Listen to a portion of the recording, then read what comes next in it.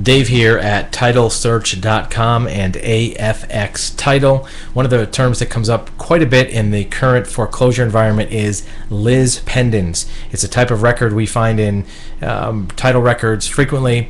It's two words, first word LIS, second word PENDENS. And you may have seen this if you're a real estate professional quite frequently, but a lot of times people will see it and not sure what it means. Well, first of all, it's a translation of a Latin term standing for litigation pending. It's basically a notice saying that there's some type of controversy, usually a court case, usually a lawsuit on that property that's unresolved, and the plaintiff or the grantee is putting notice on the title that, look, this property is somehow in controversy, and until that's settled, everybody should be on notice that this property may have some claim against it.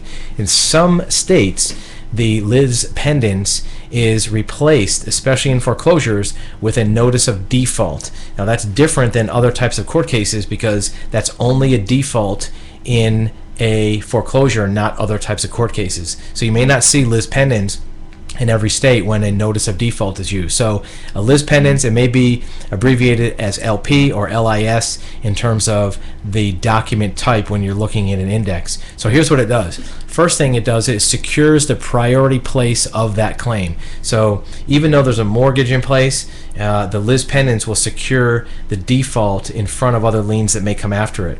If it's a court case, a lawsuit against the owner of the property, the lis pendens will also secure that potential judgment against other claims that come in after it. And again, title records are a race notice. Whoever gets there first with the records has priority. So you want to get that lis pendens in even before the court case is settled so that it holds the place of that priority of potential lien against that property. It puts the public on notice that something's happening. It also tells potential purchasers, lenders, lien holders that the title is in question.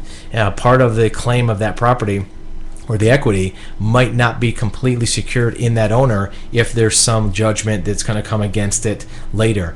A lawsuit used to be by itself enough notice if it was in the civil court records, but a long time ago there were people who were buying properties who did not look for lawsuits against the owner, bought a property, come to find out later they had a claim against their property even though they weren't the subject of the lawsuit. So many states formed statutes that required recording of that lis pendens to hold that place on the property.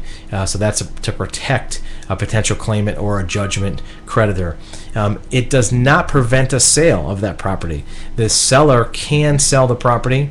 They can transfer it to somebody else. That's why it's important as a buyer to do good due diligence to see if there are lis pendens, because you can only sell a property if the buyer is willing.